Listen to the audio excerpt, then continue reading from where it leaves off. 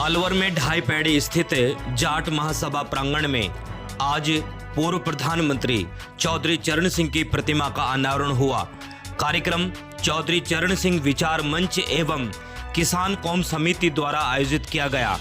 कार्यक्रम के मुख्य अतिथि जयंत चौधरी खराब मौसम होने के कारण हेलीकॉप्टर लैंडिंग की अनुमति नहीं मिली, जिसके कारण वह कार्यक्रम में उपस्थित नहीं हो पाए। जयंत चौधरी ने फोन पर ही सभा को संबोधित किया एवं सभा में मौजूद सभी अतिथियों व जनता का धन्यवाद दिया।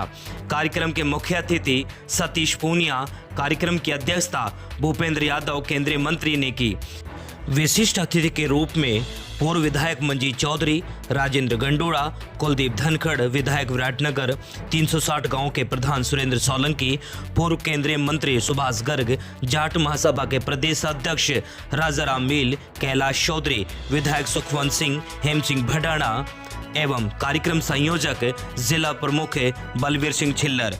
कार्यक्रम में हरियाणवी रागनी कलाकारों ने भी अपनी प्रस्तुतियां दी एवं कार्यक्रम का संचालन कवि सदाराम चौमू ने किया। एक बहुत मुबारक मौके पर एक शानदार कार्यक्रम का आयोजन किया है।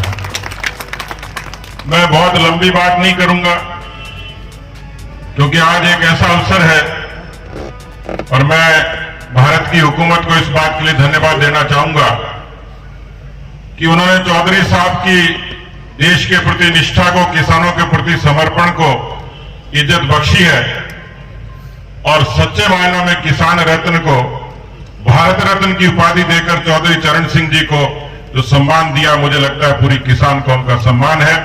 प्रधानमंत्री नरेंद्र मोदी जी से लेकर भूपेंद्र जी से लेकर तमाम लोगों का अभिनंदन करता हूं। मित्रों, जब से सृष्टि बनी है, खेती की चर्चा, किसानी की चर्चा जरूर होती है। भारत में बहुत अरसे तक इस देश की अर्थव्यवस्था की ताकत किसान रहा है और आज भी ये कौम मुगलों से लड़ती थी, अंग्रेजों से लड़ती थी और आज भी ये कौम जब देश की, धर्म की, आस्था की, स्वाभिमान की जब आवश्यकता होती है तो इसी किसान कौम का बेटा सीना तान कर दुश्मनों के खिलाफ लड़ता है और अपनी शहादत देकर इस भारत मां की आन बान शान की रक्षा करता है। ये कौम जब अपनी पसीना इस धरती पर गिराती है तो ये धरती अन्नपूर्णा होती है और इसी किसान कौम का जाया जब सीमा पर लड़ता है, शहादत देता है तो भारत मां की आन बान शान की रक्षा होती है। बहुत दूर नहीं जाएंगे, कारगिल का युद्ध इस बात का इतिहास है, इस बात का साक्षी है कि देश पर संकट था लेकिन किसान कौम के जायों ने चोटी पर बैठे दुश्मन से भी मुकाबला किया और अपनी शहादत देकर भारत के स्वाभिमान की रक्षा करी।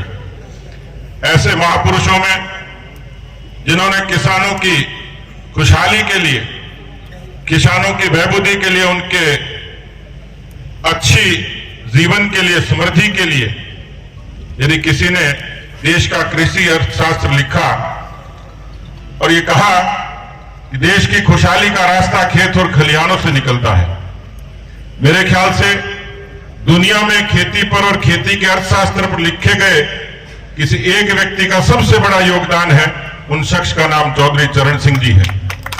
मैं भाई बलवीर छिल्लर जी, शेर सिंह जी और तमाम लोगों का अभिनंदन करूंगा कि वो मूर्ति केवल पत्थर का मूर्त नहीं होती, वो किसी भी समाज के लिए, कौम के लिए प्रेरणा होती है। मैं चाहूंगा कि आज जैसा भव्य जलसा हमेशा इसी तरह हर साल, प्रतिवर्ष योगदान करके वहां मूर्ति का निर्माण करवाया, उसका अनावरण होता।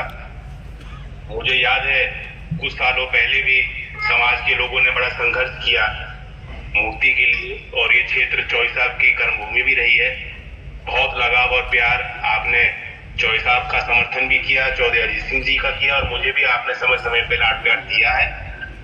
आप यही मैं खुशी व्यक्त करना चाहता हूं कि भूपेंद्र जी ने जो पहल की और आप सबके प्रयासों से संभव हो पाया। आज मैं आपके बीच नहीं हूं लेकिन बहुत जल्दी मैं आऊंगा और अपनी पुष्पांजलि चौधरी साहब को दूंगा और आप सभी लोगों से मुलाकात करूंगा। धन्यवाद, धन्यवाद जय जी। आपको भारत रत्न चौधरी चरण सिंह जी की मूर्ति की स्थापना यहाँ पर की जा रही है। चौधरी चरण सिंह इस सदी के सबसे बड़े किसान नेताओं में थे, क्योंकि अक्सर किसान नेता के बारे में तो ये माना जाता है, किसान नेता माने गांव खलियान की बात करते होंगे, लेकिन चौधरी चरण सिंह केवल किसान नेता के नाते केवल खेत खलियान की बात करने वाले नेता नहीं थे, वो हिंदुस्तान की इकोनॉमी का विजन रखने वाले नेता थे। और आज के 50-60 साल पहले, 70-80 साल पहले चौधरी साहब ने जो किताबें लिखी थी,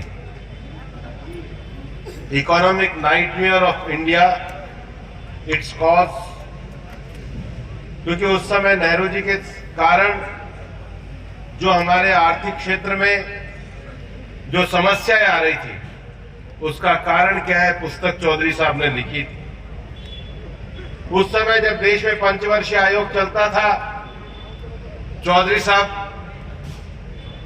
ब्रिटिश समय में भी 1930 के 35 के दशक में विधायक बने थे और आजादी के बाद भी मुख्यमंत्री बने थे।